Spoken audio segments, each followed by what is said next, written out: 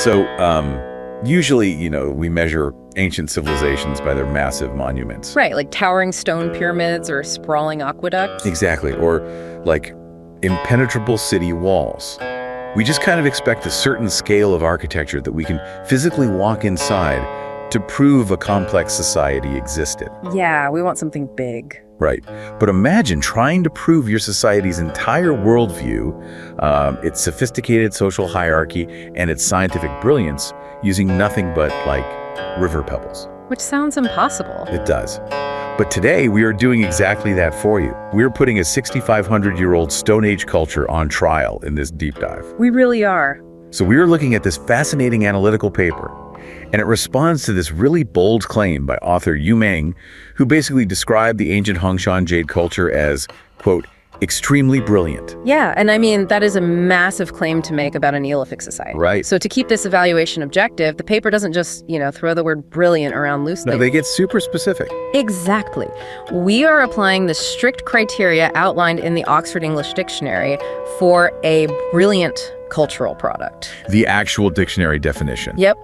And to meet this standard, the Hongshan must hit 3 distinct benchmarks. First, the output must be splendid or illustrious. Meaning like magnificent artistic merit. Right. Second, it has to be intellectually advanced, showing high-level skill in design and thought.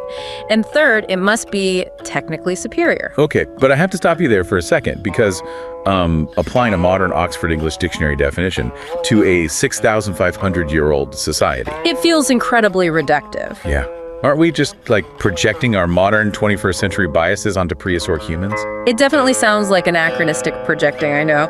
But Yu Ming uses this framework not to anglicize them, but to set a really rigorous, objective baseline. Okay, how so? Well, we often grade ancient cultures on a curve, right? We look at a tool and call their primitive scratching advanced for their time. Oh, I see. Yeah, so this investigation removes the curve completely. It asks, if we hold their work up to the absolute highest modern standard of brilliance, do they still pass? Wow. So we're basically seeing if prehistoric humans can outsmart our modern expectations. Exactly. That is a fascinating way to frame it.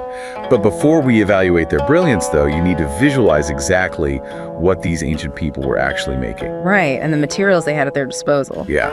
So we're talking about a culture that flourished around 6,500 years ago in present-day northeast China, across regions like Inner Mongolia, Liaoning, and Hebei. And their primary canvas was jade. Right, specifically a material known as Old Jade from Shoin County, which is a tremolite nephrite. Which is a crucial detail to keep in mind. Tremolite nephrite isn't just hard, it's incredibly tough. Because of the structure, right? Yeah, it possesses this dense, interlocking, fibrous, crystalline structure. Wow. So if you try to strike it with a harder rock to flake it off the way you would with, say, flint or obsidian. It's like making an arrowhead. Exactly. You won't get a clean break at all. It will simply shatter your striking tool. That is wild. Yeah, and they were sourcing this material as raw, water-worn pebbles in the local Liao riverbeds. So you have to picture these smooth, lustrous stones in this spectrum of natural colors, like yellow-white, rich greens, and completely opaque, milky whites. Beautiful stuff. Okay, let's unpack this. Archaeologists have documented dozens of forms made from these river stones at sites with names like Nihiliang and Yobashan. Yes. And researchers generally group these into 5 main categories. We really need to look at the sociological why behind them. Right. The first, and probably the most famous, is the animal-shaped jades. Yeah, and the defining piece here is the pig dragon. The pig dragon, I love that name. It's very descriptive. It has a thick, rounded, coiled body, often curled into a C shape or a tight ring, almost mimicking the posture of an embryo. Oh, interesting. But the head is distinctly pig-like or boar-like, Yeah. with a wrinkled snout and these large, bulging eyes. Many scholars consider these to be the earliest proto-dragon images in all of Chinese history. That's crazy. Yeah. But you have to wonder, like, why a pig dragon? Because we usually think of dragons as these serpentine, majestic creatures. Right, breathing fire and all that. Exactly. But in a Neolithic context, the transition to agriculture was paramount for them. Oh, absolutely. So wild boars and domesticated pigs represented wealth, survival, and rain.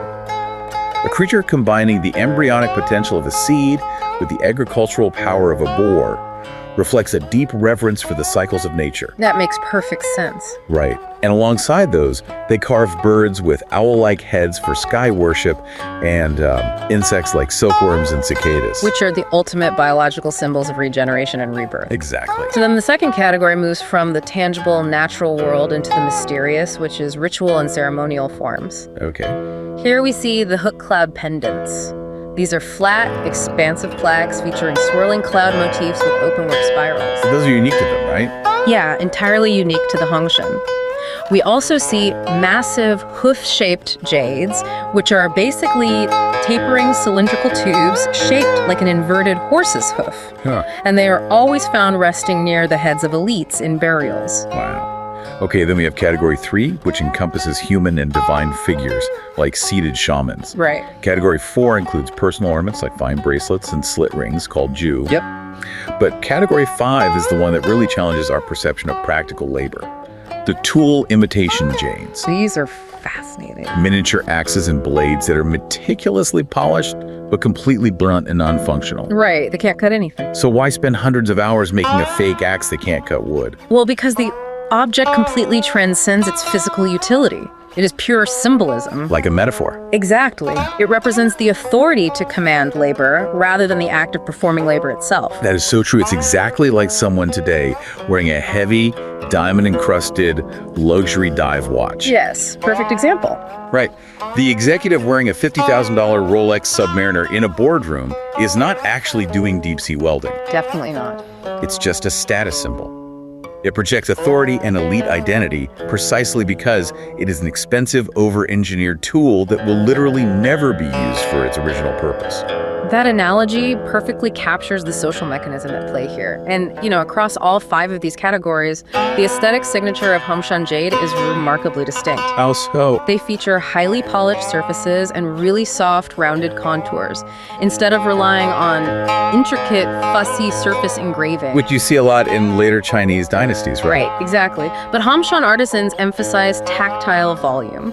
The power of the piece comes from its silhouette and how the stone actually feels in the hand. Wow. Okay, so we have a clear visual of this vibrant, deeply symbolic collection of art. Let's apply our first dictionary test. Factor 1. Is it splendid or illustrious? Meaning, is it magnificent and of high artistic merit? Yes. Do they pass? Answering that requires looking at the intention behind the work. What's fascinating here is that this wasn't some primitive, fumbling attempt at shaping a rock. Right. The Hongshan possessed a fully developed, mature artistic vocabulary. They seamlessly moved from the highly realistic anatomy of a bird to purely abstract concepts, like that hooked cloud plaque we mentioned. That conceptual leap is massive if you think about it. It really is. A hooked cloud plaque isn't an artist looking at a tree and simply copying its shape. No. It requires conceptualizing something totally intangible, like the ethereal movement of clouds, wind, or spiritual energy. Right, invisible forces. And translating that into a rigid, geometric, abstract design in stone, that demonstrates a highly evolved level of artistic thinking. So Thibes actually conducted an assessment of this period, evaluating the artistic maturity of the Hongshan pieces. The auction house. Yes, the auction house. They concluded that Hongshan artistry surpassed the rest of China by a full millennium. Wait, 1,000 years? 1,000 years ahead of their contemporaries in terms of aesthetic refinement. That is incredible. And, you might be thinking that Sotheby's is an art market entity, not an archaeological institution. Sure. But their entire business model is based on evaluating aesthetic evolution and artistic intent. If they recognize a 1,000-year leap in maturity, it speaks volumes about the visual power of these objects. Absolutely. And consider how this artistry extended beyond just the creation of the objects to their actual curation. What do you mean? Well, at the Yuanbashan mound tombs, we see deliberate, choreographed visual displays. Ooh, like a gallery? Kinda, yeah. The creators specifically selected distinguished raw material colors, choosing an opaque yellow-white for one ritual object and a translucent dark green for another. Wow. And then they carefully placed them under the heads or chests of the deceased. It was a deeply intentional exhibition of supremacy. So they weren't just tossing pretty rocks into a grave, they were installing an exhibition. So on factor 1, splendid and illustrious, the verdict seems super clear. They passed the first test. Unquestionably. But mastering artistic expression is one thing. Making beautiful art alone doesn't prove a culture was extremely brilliant. No, it doesn't. It certainly doesn't help you organize a massive, sprawling society. That requires a shared ideology. Which brings us to factor 2.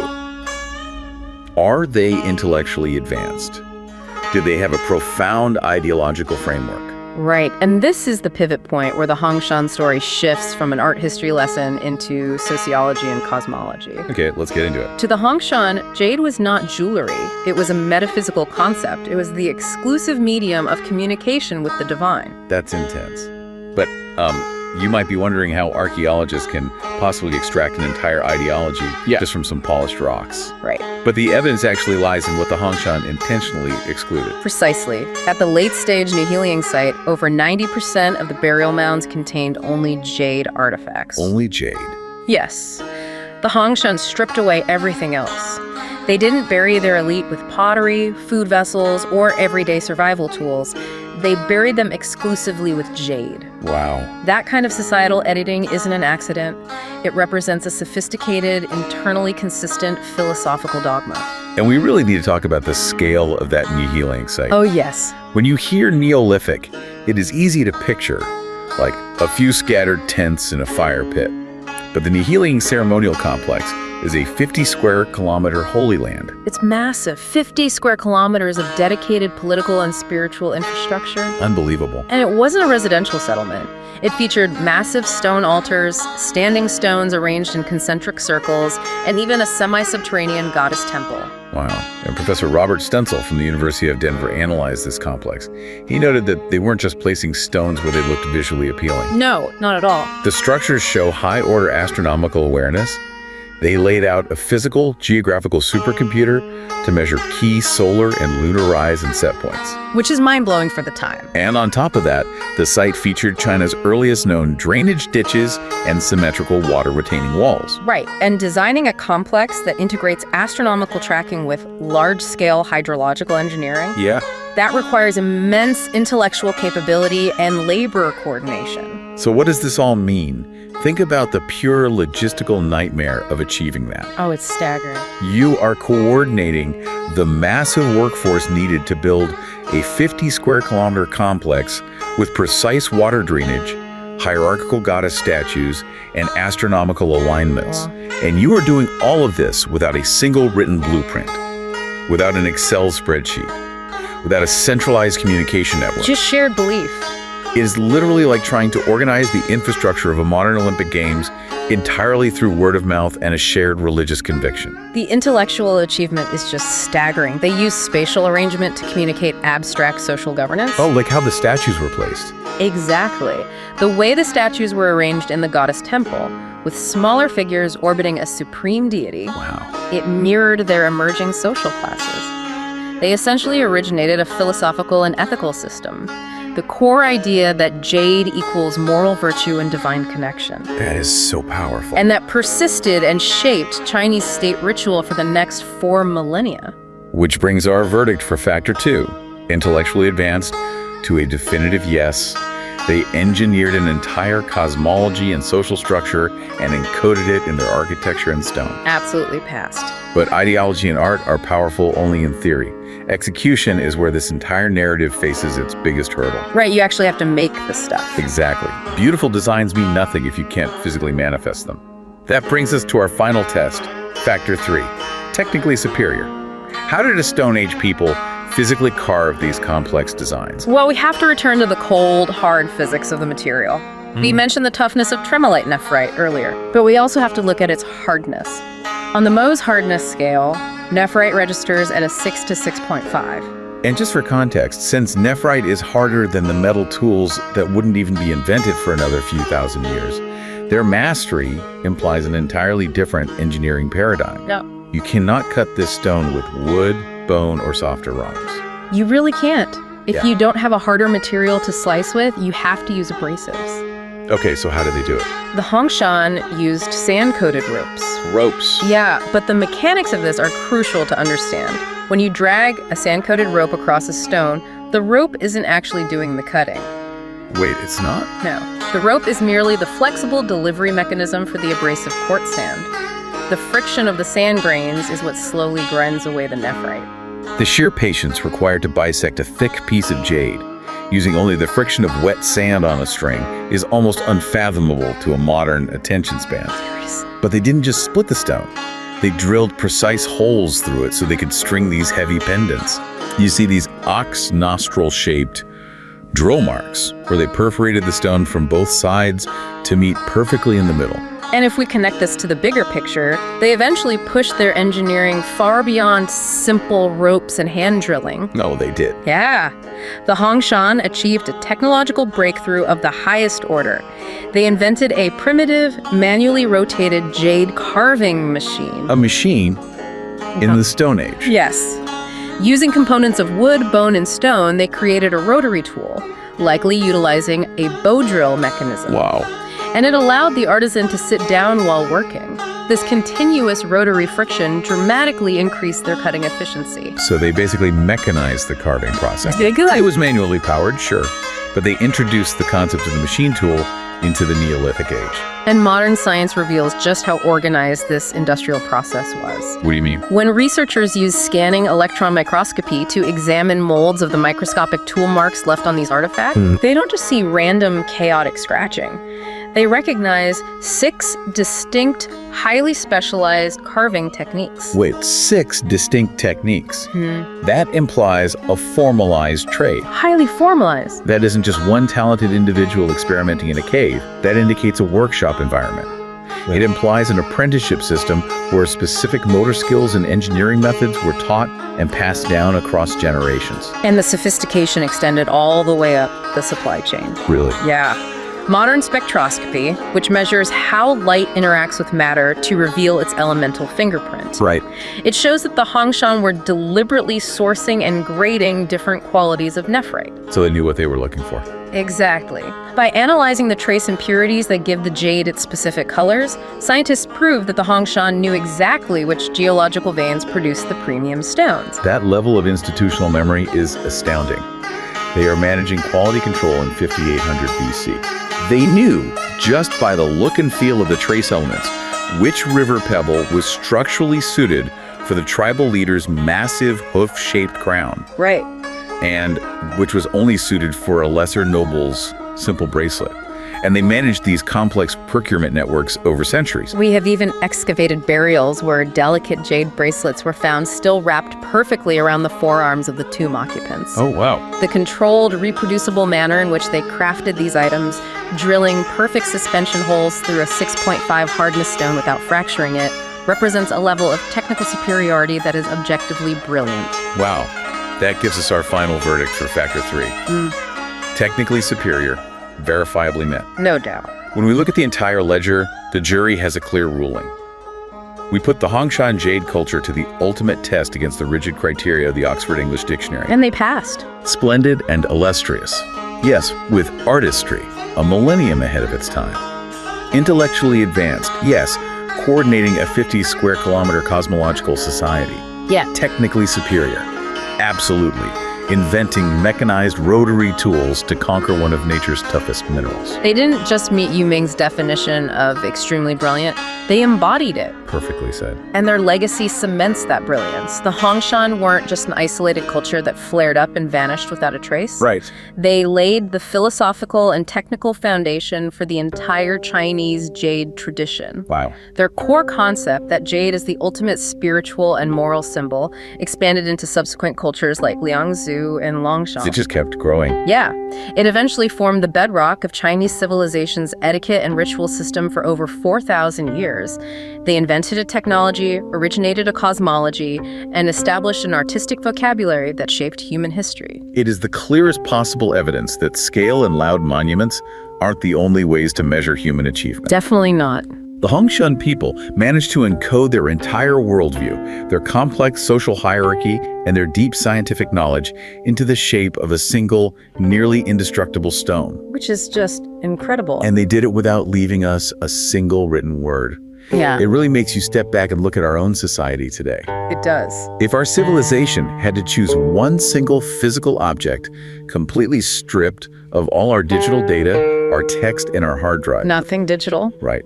What single object could we possibly leave behind that would perfectly communicate our deepest values to humans 6,500 years from now? That is a very profound question to consider. Something for you to mull over today as you go about your modern life. Thanks for joining us on this deep dive into the brilliant Hongshan Jade culture. We'll catch you on the next one.